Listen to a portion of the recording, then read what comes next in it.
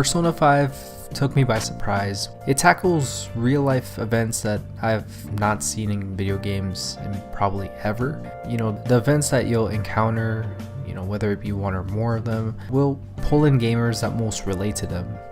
And I find it hard to believe that some wouldn't, because, you know, these are some of the things that aren't really talked or brought up a lot in, you know, the gaming community. You know, the characters in Persona 5, they go through their hardest of times. They have us witness, you know, why they are the way they are. And that's an aspect I feel is important out of the entire game, and that's breaking the mold.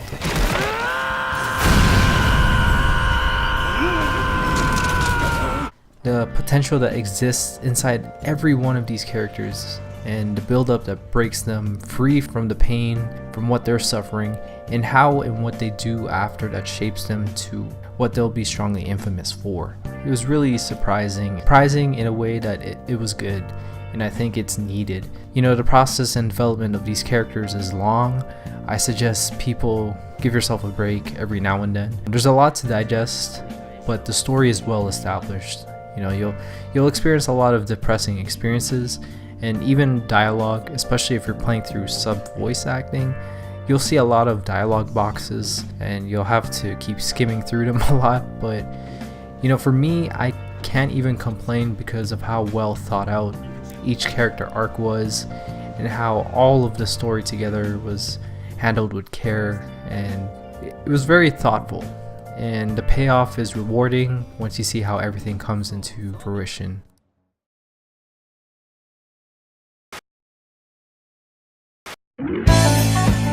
What instantly grabbed me with Persona 5 is its piercing art style that bleeds throughout the entire game. The stylized aesthetics, you know, as a graphic designer, it's amazing to see many different vectors mixed with different objects and patterns spewing throughout the HUD, you know, and the menu system and action sequences. And also even texting on your phone, you know, to your buddies, you'll be doing that a lot. Everything just looks so cool. It's just so edgy and original. And to me, it's inspiring, honestly. And the way they do all the transitioning, you know, whether you're looking from menu to menu or from battle system, or, you know, after finishing a battle, it's just all done seamlessly. Also, I gotta commend the fantastic music that they added to this game. It's easily fun, funky, and energetic with the jazz music. Some of the soundtracks will leave you dazed because of how well they all play out in many different situations, whether during boss fights, you know, sad moments, or even uplifting ones. The music is unforgettable, and for me will always be memorable, since after finishing this game, I still go back and listen to a few tracks now and then on my own free time.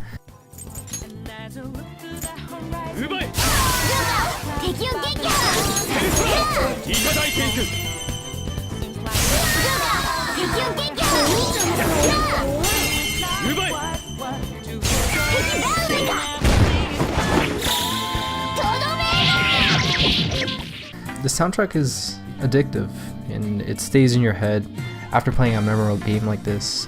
I also have to commend the architecture of the palaces. You know, every single palace never felt boring to explore because they were all built differently and visually in mind. They all fit in context to the evils that manifest them, that creates them. Persona 5, it just oozes with style, with all the visuals and music throughout. It isn't shy to show what it's all about. You know, its style is defiant and everything just pops. With the core of the story, it branches on and influences the gameplay. And coming back to the Persona series, in Persona 5, you have the social link system. You know, how well you interact with other characters. It gauges your power in opening up many possible abilities that will have many additional uses the further you progress through the game.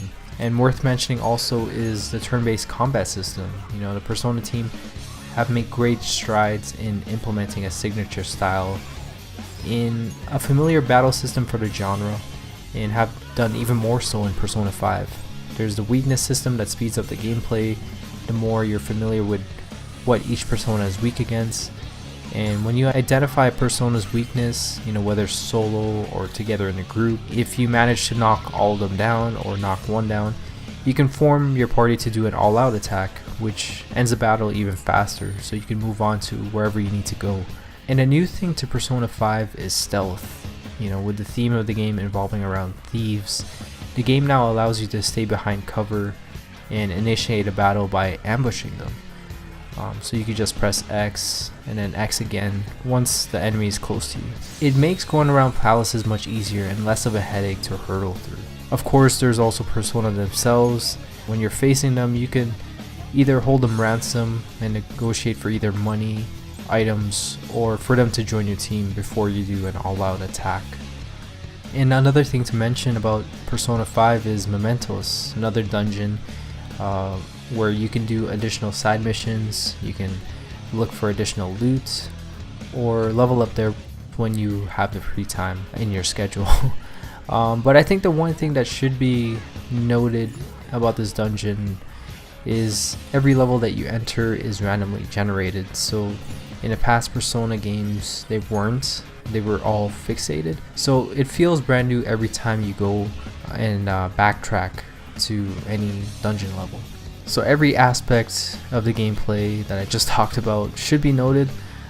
They're all strengths, and especially for the turn-based battle system in Persona 5, how the Persona team just keeps fine-tuning the traditional mechanic to be more faster and exciting, just to be more accessible to newcomers, even just make it faster for traditional JRPG players. And not to mention the social aspects of Persona 5 is pretty funny and a joy to play through. Getting to learn through these characters, whether you're going on dates or spending time together on a vacation, spending time at school. The sim aspect of it is really interesting in Persona 5, and I think that's what makes it stand out from all the other Japanese role-playing games out there.